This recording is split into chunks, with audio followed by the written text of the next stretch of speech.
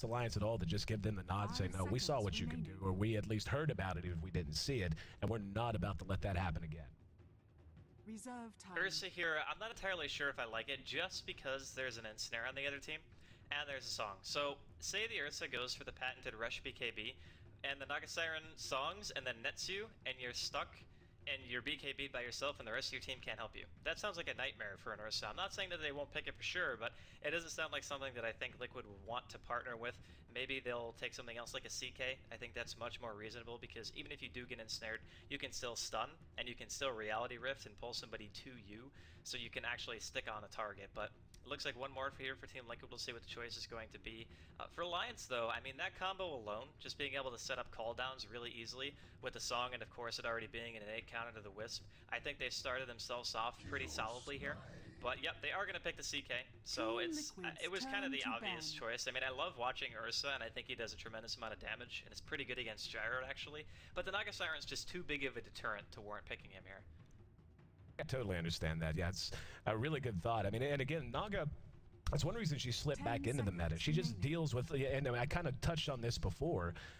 You know, there's so many heroes. Gyrocopter, even in his heyday, now not as popular, still gets seen, gets banned, picked and banned fairly frequently, but it's a BKB hero, a hero that is going to get a BKB, and Naga, for all that she gives you in the laning phase, her flexibility, her versatility, the fact that she can be run as a support that can transition into an off-carry role if the game gets into the ultra late game and contribute that way. The ensnare really is what characterizes the hero, as well as Song of the Siren, which, you know, again, is just the perfect answer for any team composition that is entirely reliant on chain of initiation and on getting the jump on you. So we'll see what they want to pair up with it. Already, I like Alliance's front two. I think, you know, Gyrocopter does really well with just dealing with aggression that comes at you that way as well, because cooldown is so difficult to engage through. If you misjudge it, mistime it, or you just flat out don't expect it, you will be slowed. You will end up grouping and bunching up during that small duration of slow. And yeah, that's a good way to just shut down a CK. CK, even with Reality Rift, that it has a cooldown. You know, he just like many heroes, CK much a slave to his cooldowns. And after using Reality Rift, if he's slowed down and kited, it can be an effective way of solving that problem. So we won't be seeing any of the junglers given away to Alliance. Probably a good call, as Ake, last I heard, does pretty well on our four-legged heroes that tend to spend their time hanging out in the jungle.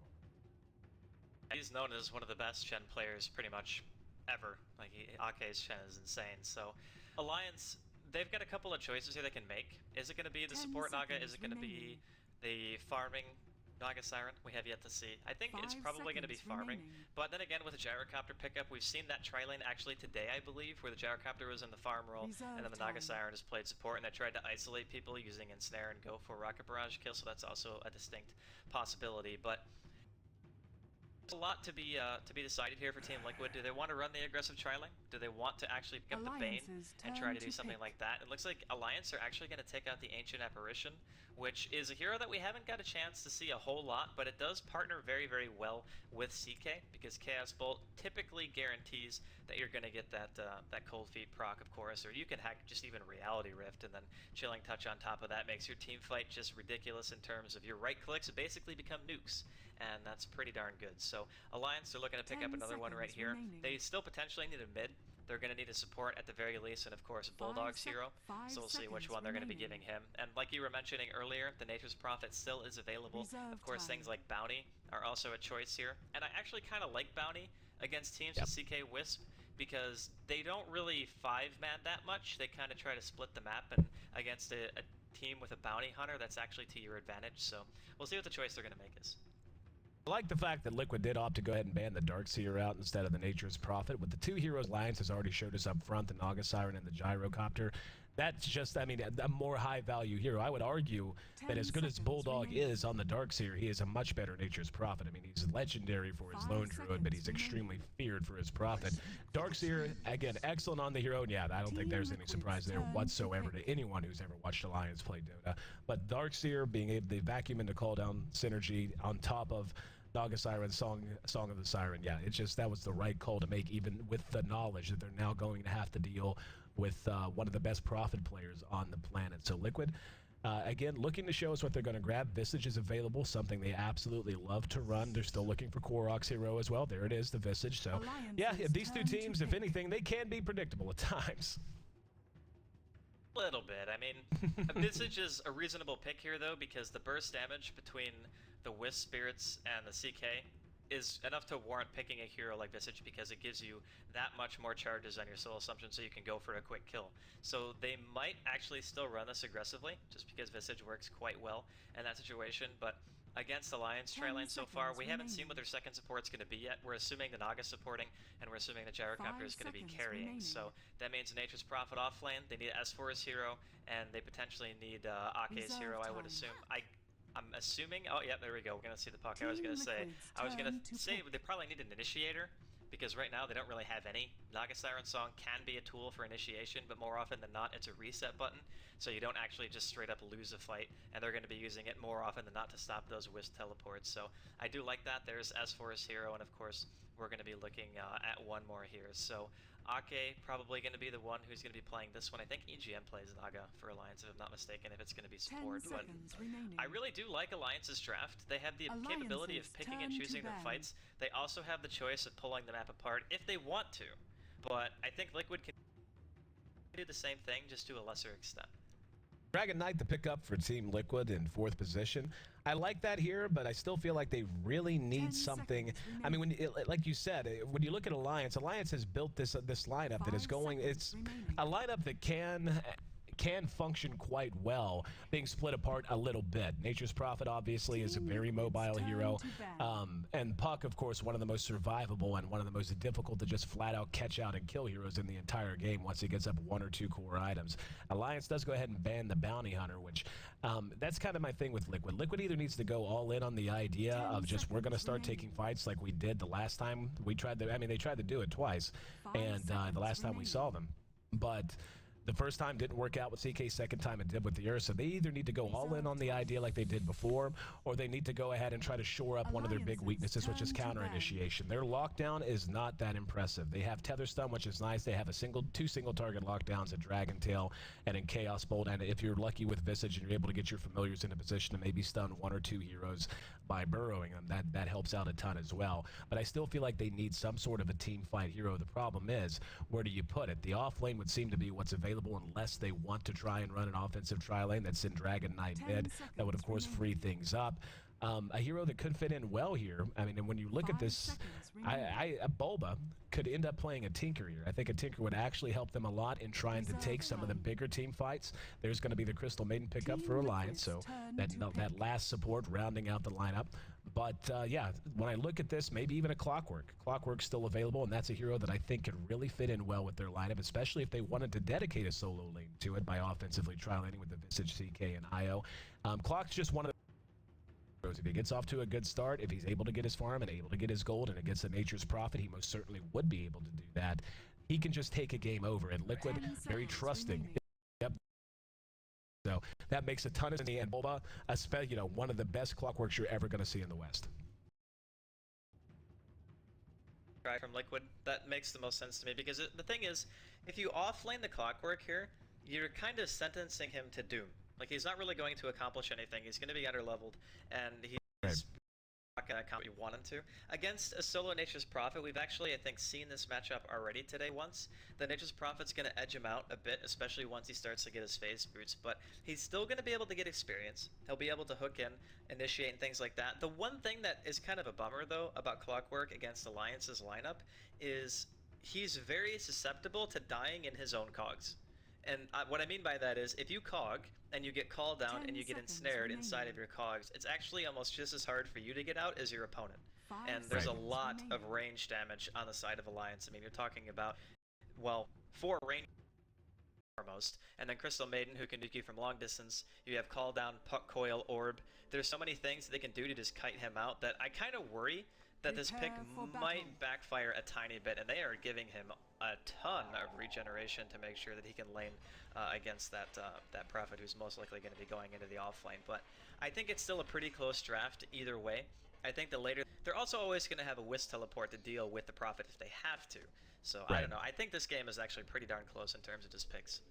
agree. And what a lot of this could end up coming down to, really, is just how effective the Crystal Maiden is going to be early on. You know, and I agree with you going late, but whenever you draft a CM, unless you just get stupidly ahead, I mean, I can remember a game I saw of Na'Vi, and they had a Crystal Maiden that just, for whatever reason, was just getting kill after kill after kill, and ended up having like 2,200 health at like 3 minutes or 30 minutes in for some, you know, like Puppy. The way Puppy was playing her just built her like crazy good. But at any rate, even aside from that, getting a lot of mileage out of the Crystal Maiden going to be a big determining factor here. But at the same time, I do love the fact that Alliance has the Ensnare to deal with 2 BKB heroes in the DK and in the CK. And again, we've talked about that quite a bit. That's one of the biggest things she can contribute. I agree wholeheartedly with your point about Bulba. I think a Force Staff is going to have to be one of his first items to make sure he can feel as effective and survivable in bigger fights as he should. A mobility item or get something, then he's going to be hurting for sure. And we could see a really early fight here. EGM's got eyes on him, and they're going to go for it. There's a tether stun. EGM walked right into it. Korok getting a lot of damage. Could end up being the first blood. Can they get him? One more auto attack. Not enough. They're going to continue to chase him. Puck's Orb will be the first blood. Mike next on the list. That's 0 for 2, and they're not done. Trying to chase him out. Down go the cogs from Bulba. That's going to disjoint things, but Loda's not done. He actually checked that. He is, because he bit off a bit more than he can shoot. S4 chasing him down. That's a double kill for Puck to lead this game off, and Bulba finally will be the one to turn and leave. So we're not even a minute into the game. The creeps have barely gotten to know each other in any of the lanes, and we've got 4 kills on the board. Great way to start if you're an Alliance fan. That's so bad for Liquid, because now, because of the fact that Korok ended up dying, he used his salve, and he's against the tri-lane that he just died to. Alliance already has level 2 heroes in their tri-lane. Loda's level 2, EGM's level 2, Ake is almost level 2, which means that the Crystal Maiden level 2 is one of the strongest level 2 supports pretty much in the game, just because of her spell set, and then you already have Ensnare and Riptide on AGM. It's going to be so hard for Liquid to recover in this lane innately, because they're playing with a Wisp, and they're a level behind. This is so bad for Liquid. Mid S4 certainly the beneficiary of a double kill. Things not going to be all that easy on TC. TC certainly going to be able to hold his own for a while, but with S4 getting that kind of a start, he already has his bottle up. He's got plenty of regen and 500 gold aside. He's going to be quite happy with the way this early game is treating him. Bulba zoning Bulldog out, at least for the moment. Now, one thing that I do want to watch and do want to mention is talking to Bulba about Clockwork. Listening to Bulba talk about Clockwork is just fascinating, by the way. Like, the insights he has just from where he did just make such a study of this hero. Against the Nature's Prophet in particular, but also any melee hero or any hero he feels like he'll have a chance to run down. At level 3 to 4, he has said multiple times that if at level 3 to 4, if I catch a hero in cogs, I build my Clockwork, I will get a kill every single time. So it's something Bulldog's going to have to be very wary of. He's going to have to make sure he manages his health correctly, doesn't allow his health to get too low to make it even easier than it could be. But Bulldog, of course, one of the best in the business. And I remember talking to, see, who was it? It was Puppy, actually, talking to Puppy about Bulldog and, you know, what makes him such a standout player. And the way he summed it up was just, you know, Bulldog's a grinded out guy. He's a guy who doesn't know things intuitively or instinctually. It's just that he loves the game so much and plays so much Prophet and so much Druid, not just in a competitive setting, but everywhere else. Hold on, we're going to have a Reality Rift on the EGM. Try to follow it up, 1 second Chaos Bolt, but the damage is there. Korok taking a lot of damage, and we're going to see Gyro actually managing to pick off IO with the flat cannon. It was a flat cannon shot. He wasn't even focusing the IO, was focusing the CK instead. And already we see Korok being run completely out of the lane back to the base. The rich get richer, and Alliance keeps it rolling, make it 4-1. Yeah, this lane is incredibly lost for Liquid. They have, like, no chance anymore. And I'm pretty sure this poor Visage is going to get dove, and EGM has, like, heat-seeking because he just walks right into him. Bluffing stuff. Gives him a love tap, kiss on the cheek on the way out the door, but that makes it 5-1. Alliance is, I think they're doing all right. I think they're hanging in. Yeah, you know, give or take, your carry has 3 kills at 3 minutes into the game and 2 assists. I think you're doing all right. And the sad part is, ever since they did that dive, the lane's even going to be pushing back too, so Liquid are even in a worse spot. So not only are they down in kills, but they can't really even go to the creep wave anymore because Alliance are going to have such a huge level lead. I mean, level 3 on the CM and the Naga Siren, who's about to hit 4, and level 4 on Loda, and the Wisp is level 2, and the Visage is level 2, and the CK is level 2. That is a massive experience lead, and it's definitely not going to help that S4 is getting one of the heroes that he's known for in the middle lane. He also started off with 2 kills, and he's going to be level 6 soon. And the thing about this is that normally you would have the puck teleport to the lane where the tri-lane is to be able to go for kills, but he doesn't even have to because the tri-lane is crushing on its own. And you can see Liquid, really the only thing they can reliably do is try to take jungle creeps, but Alliance not even going to give him that. There's an insta on the Korok, and just look at his health melt. 2-second Chaos Bolt, but the Rocket Barrage damage is just too big. It's too much. And yeah, I mean, at this point, they have to do something. I just don't know what it is. It's so early that even rotations aren't really something all that likely. Another ensnare. Mike's going to make it 7-1. Here comes the TP back in. Fluff is there trying to pound on Ake. S4 is just going to get a killing spree elsewhere as we watch the madness that is this bottom lane. And yeah, S4 limping 6 HP. Really? He has 6 HP. 10 now. I think it was more like 2 or 3. That's how low he was. And oh, goodbye, Fluff or Korok, whoever they decide to go for. I don't even know what to tell them. They're just what can you do? They're standing under the tower, killing them as they teleport in. There's literally nothing that can be done at this point. At some point, maybe they'll have to fall back and regen, but I mean, for freak's sake, man, Lotus still got a salve. He's not going to have any problems. Ake still has 2 tangos. And, you know, I mean, Bulldog's here now. It's going to be the death of a tier 1. And then if they want, they can try to suck the equilibrium back. And I don't know what Korok can do. Like, this is... Okay, never mind. S4, I'm just not going to watch anywhere but S4 now. I've got the camera locked. That's what we're doing, because I'm not missing another one. I would try to analyze this game in a way that makes it sound like Liquid had a game plan, and they did have a game plan, and then their game plan was immediately thrown in the garbage by them losing 2 of the 3 of their tri-lane instantly before the game even started. And they just keep giving away kills. And the thing about Crystal Maiden is we've seen her before. And the reason that Crystal Maiden works so well in this particular lane is because this lane is all about damage output and it's all about going for kills. And that's exactly what they've been doing. It would have been a completely different story if they didn't start off so far ahead because of the transition and Liquid wanted to be against Alliance's tri-lane, which I'm like really confused as to why they would want to do that when they have a Wisp. But they wanted to. They wanted to make sure that the Clockwork actually got something done. So now it's just like Korok just dies. Like what can he do? Yeah, no, EGM, that wasn't as if he was out of position horrendously or anything. Now Fluff and stuff's dead. 14-1. This is no longer Dota. This is counting. This is counting with Alliance. And yeah, they're just going to see how high they can count before 10 minutes, apparently. Here in mid, up. They might get S4. S4, nope, never mind. He's just going to coil him and survive with 9 HP again, or whatever silly amount he's going to get away with. And 15 and 16. Let's see. Can we crack 20? Loda continuing to just farm by himself. Because, I mean, like, that is just death. Like, this is hell. Don't go down to this bottom lane, Liquid. Just don't do it. Like, Bulba, yeah, this is masochism. You don't need to be down here, buddy. Okay. Just gonna spot him, frostbite him, and they're gonna be a reaction. Bulba thought about the hook. Okay, dodging it. No, that's probably the right call, Bulba. Just get out of the lane. Go to safer pastures, please. Alliance... 16-1, the current kill count. 17 kills in an 8-minute game that started with 3 before the creeps even met in the lanes. What can you say?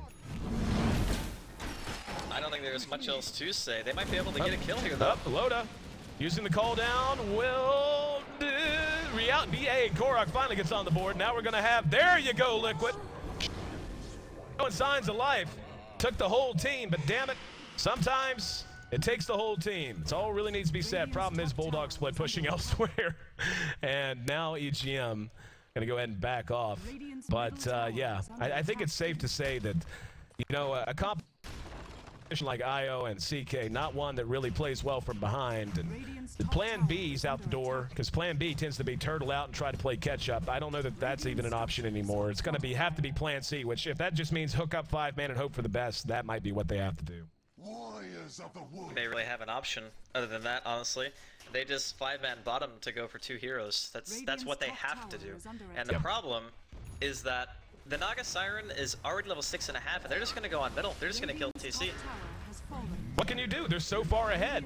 They are literally on the verge of 10,000 gold, or excuse me, of a 10,000 gold lead before 10 minutes. It is rare enough to see a team generate that kind of a lead. 1,000 gold per minute generated lead is really rare most of the time. But to see it, like when you do see it, it's usually at 15 or 20 minutes because they've cleared every tower off the board and taken 2 or 3 straight team fights in a Roshan or something like that. This is nothing but deaths and 2 towers that they have generated this. Yeah, they just crossed it. They are right now, for the last 9.5 minutes, have generated in excess of 1,000 gold per minute lead. That's the complexion of this game. Yeah, I think phrase that suits the situation, I think, fairly well, and it's that escalated quickly, and that's pretty much how this game has gone. I mean, the crazy part is that the heroes and Liquid still have CS, and they're actually going to initiate here. Is going to cut off EGM. Really well played by Bulba. They're going to continue to run the kill count up. They want to learn how to count too. Especially if they can find a way to count even half as high as Alliance at this point. They're going to try to push down the tower. But yeah, this is, I wasn't making a joke. I think this is the only option they have. Just hook us 5 and just hope you can continue to pick kills off and maybe take a tower or 2. But you know, again, the problem is you got a guy named Admiral Bulldog that can be anywhere he wants. He's already got his Midas up, and he's going to continue to split push as well. But here we go. Liquid middle tower is under attack. setting up shop outside of the tier 1 mid. There's got S4 and Ake hanging out in the vicinity. Loda making his way down as well. Liquid looks like they do want to go ahead and stabilize a bit more. Maybe this is just their way of trying to tell Alliance they want to have a new laning phase. They're just, yeah, that's what they're going to do. They're just going to move Korok up to the top, pretend like nothing ever happened in that bottom lane. That bottom lane was, it's like Indiana Jones and the Crystal Skull. It was never part of the canon. We don't want to talk about it. I think it's better to just omit the laning phase of this game from Liquid's memory for a very, very long time. But Alliance, they're not willing to let off the gas. They're going to smoke up. They're looking for more kills. They didn't get a chance to use Song last time because EGM pretty much got stun locked. He got hooked into the 4-second Chaos Bolt, of course, and then it's kind of game over at that point. But they don't really have to ever back. The thing with Crystal Maiden is that you want to consistently apply pressure. That support has one job, and that's to go for kills. So the way that he's building it, he's gone for the 3-1-1, so he's got the max points into Nova, and then you partner that with Riptide, which is also another relatively large AoE nuke, and they can pretty much do whatever they want, and oh, Bulba. Oh, boy. Bulba makes it 18. 18-4, 22 kills, and a 12-minute game. At least it's somewhat more reasonable at this point. It's reached a point where 2 kills per minute is kind of in the range of reasonable. They're going to go ahead and take another tower, and Liquid can do nothing but trying to make something happen at top. They've got 3 heroes up there under cover of smoke, Korok, Io, and the Visage.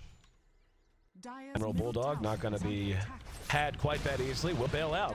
And meantime, Alliance clears yet another tower.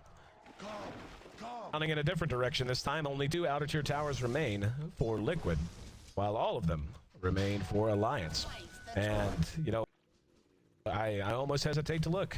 Yep, they're still on pace. 1,000 gold per minute leads still being generated. And that's actually the hard part. Usually when you do manage to hit that milestone, even in the early game, it's because of one big burst of sequence of events. To maintain that consistently for a number of minutes is something you just don't see, really.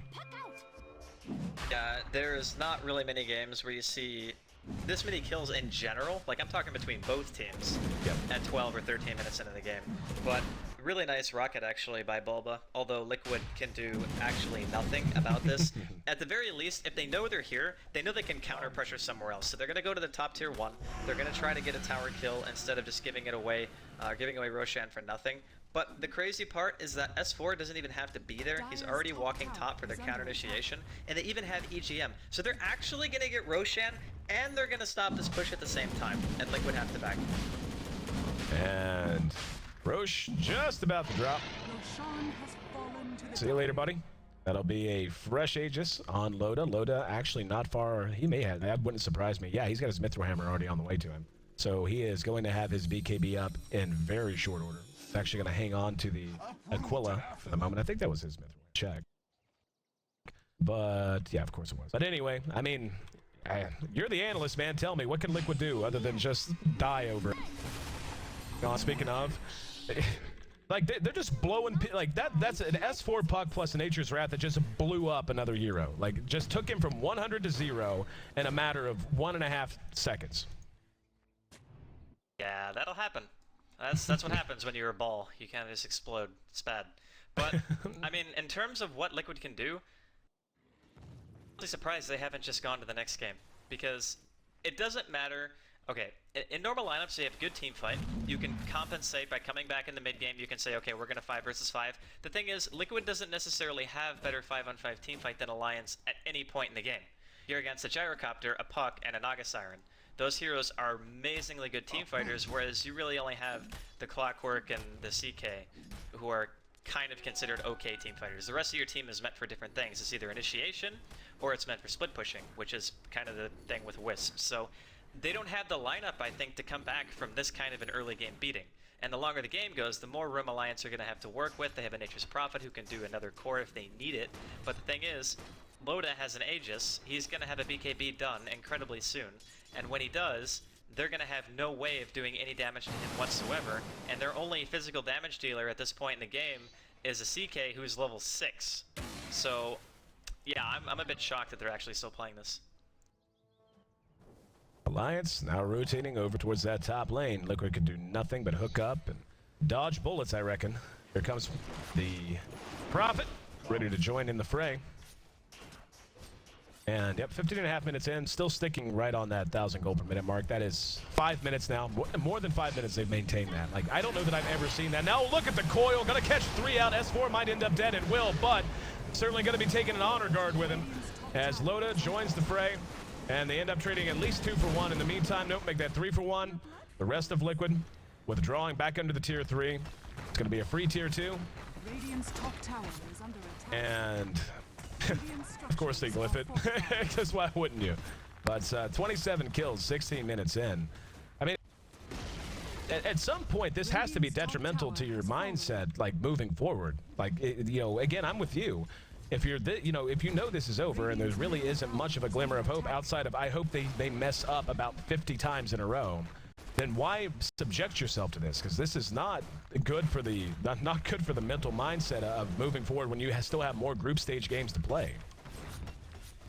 I'm not entirely sure myself, to be honest, but it could just be the it's not over until it's over mentality, which I can respect, but if it were me, I wouldn't I think we can just go new, because honestly, this Wisp doesn't even have boots, and it's 17 minutes in. Oh, and by the way, he's dead. Yeah, oh, Wisp is dead? You don't say.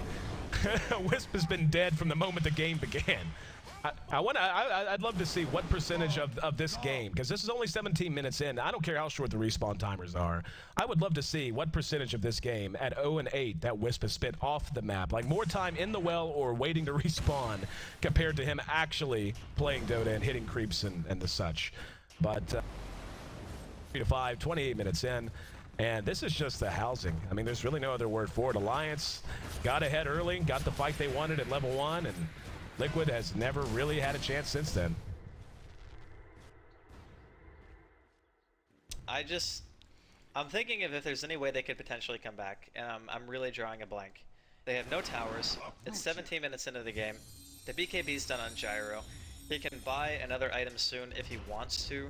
S4 has had a blink since 9 minutes in, and now he's got an ultimate orb, and he's working his way. Even the support Naga Siren has a Sage, Shreds, and an Urn. Like, I realize it's very difficult to crack a base at this early juncture with the team that Alliance has, but even if they can't crack the base, you can bet that they're going to be utilizing the map on the way back to base, and they're not going to give you any breathing room to recover at all. So it's not really going to get any better. It's going to be a lot harder before it gets any easier. And it looks like Loda has given up on life. He's going to sacrifice his Aegis to the Dragon Gods here at the Ancient Camp to get his health back, and we'll try to push after this. But regardless, Liquid's still in okay shape in terms of the group standings. If they can win the second game, then they're going to be fine. But Alliance, on the other hand, I think up until this point they were 8-0. They haven't lost a single game, and this makes them 9-0, I believe. Kind of kicking it. Gonna be 5 till Roche might decide to just hang out, keep counting whenever the opportunity presents itself, and duck into the Roche pit for a fresh Aegis to end the game. I mean, it's I even like turtling, like you said, there's just I don't know. I think we've harped it to death. I'm trying to think of other things we can talk about. I mean, they're going to try to go for Bulldog, and I mean, if there is a way to get back in it, do some counting of their own is really the only way.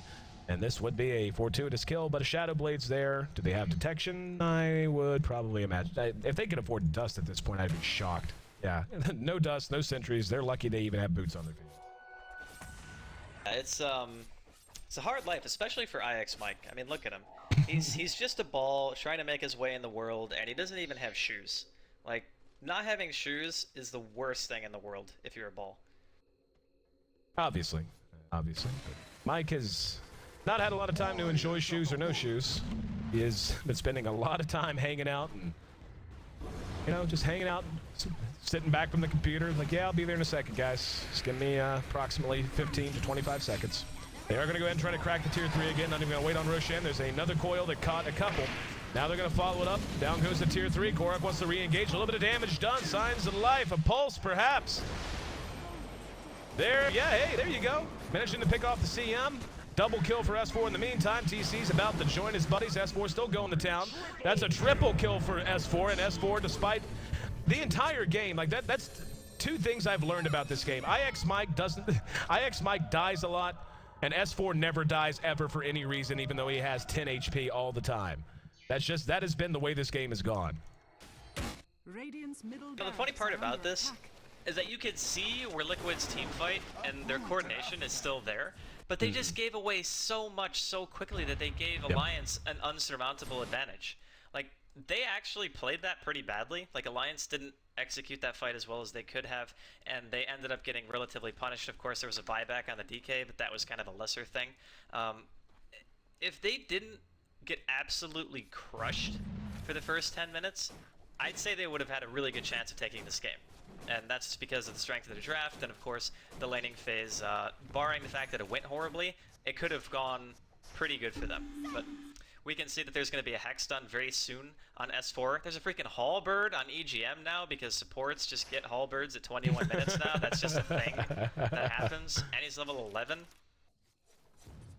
Next time Roshan spawns is just going to be pretty much the end of the game for Liquid. And that's probably going to be in about 2 minutes or so. That's about right. 21 minutes, and they're actually up in the range of... yeah, they're up there in terms of their gold per minute lead generated. Yeah, they just hit 25,000, and we are now 3 minutes ahead of schedule. They have maintained this pace of 1,000 gold lead per minute generated. They have maintained this for 12 minutes, and actually surpassed it, and not just surpassed it fractionally, surpassed it integers. Okay. And yeah, I've never seen this. I've seen the 1,000 gold per minute threshold hit more than a few times. And I've seen it maintained for short stretches, but never for half of the game. That's literally half of the game right now. They've been sitting on that. It's a hard life. Math is also hard for anybody who doesn't know. And yeah, that's the Hex on S4. So there's a good chance that Alliance are just going to wait the extra minute or so for Roshan to spawn. I think it's a little bit more than a minute, actually. And then probably go for the push. And once that happens, I think Liquid's time is going to have run... I mean... what else can you say? Alliance has played this very, very well.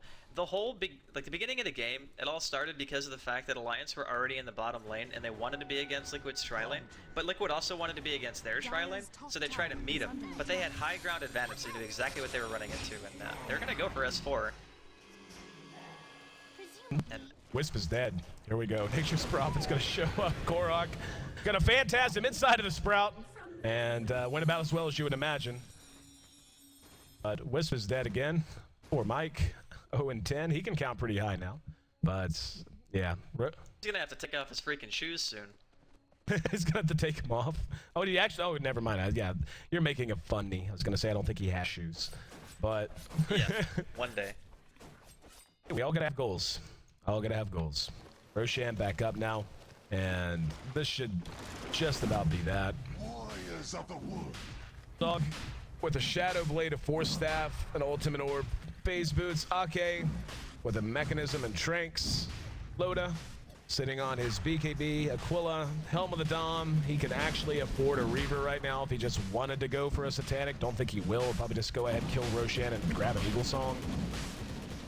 Oh, Demon Edge. Rapier. Yep, there you Rapier? Oh, no, well, it's almost. Has fallen half to of the rapier. dire. But, okay. Alliance should be ready to just bulldog rush it. Yeah. Mike and TC, they glyphed it. It's the funny Dire thing. structures are fortified. Hell no. They don't want to give up a tower. Bulldog's right there, too. He's going to deny it. Oh, if he'd have denied it, it would have been the funniest thing in history. Come on, Bulldog. Oh, you robbed me of a good chuckle. 8-7, and looks like Alliance is ready to end this. So here we go. Gonna rush up the ramp. Bulldog shows back up. I'm ashamed of you, Bulldog. Ashamed of you. You don't deserve that awesome Scythe of Ice cosmetic item. As you can't use it correctly, apparently. Liquid. Oh, for best they can. And Loda using flat cannon to zone them out. Radiant structures And are quite hard for this fortified. stage of the game. Quite hard. Now we're going to have a Scythe of Ice used on TC. Hey, Bulba's going to come in, drops the cogs. Korok got confounded by it. There's Song of the Siren. Now they're going to cancel it. Call down pretty much wasted. TC showing off a BKB of his own. And now Ake going to be caught out. And once again, some sloppy execution out of Alliance is going to prolong this game. And here comes Loda back at one coil. Once again, S4 just money in the absolute bank. And finally, that should be enough to bring this to an end. Bulba gonna buy back. Loda with Radiant's middle barracks. a double kill for S4, and there it is, the Radiant's GG. middle barracks are So under a attack. result that we knew was coming for the last, oh, I don't know, 15 and a half minutes or so, finally goes into the books. And Liquid just got curb stomped, just got beat down too badly early. And yeah, I actually appreciate your point a lot. Down the stretch there, you could see Liquid still certainly had their cuts. They still had their jabs and actually forced Alliance to back and wait on another Roshan. But yeah, the first 10 minutes just a smidgen too much to try to overcome. Yeah, I mean, it was really just giving away too many kills. There's no more analytical commentary necessary. They fed a lot, and then the other team won. There you go. From the mouths of babes. 25 minutes, 37 seconds. The official game time, 8-33. The final kill score. Game 1 goes in the books mighty fast. Liquid going to look for redemption coming up in game number 2. Alliance, though, unbeaten in the group stage so far, wants to remain that way. Going to look to make it a 2-0 sweep. We'll find out which team's up to the task. I'm AC. Draskell, of course, on the other end of the mic. We'll both be back bringing you game 2 of this best of 2 coming up next.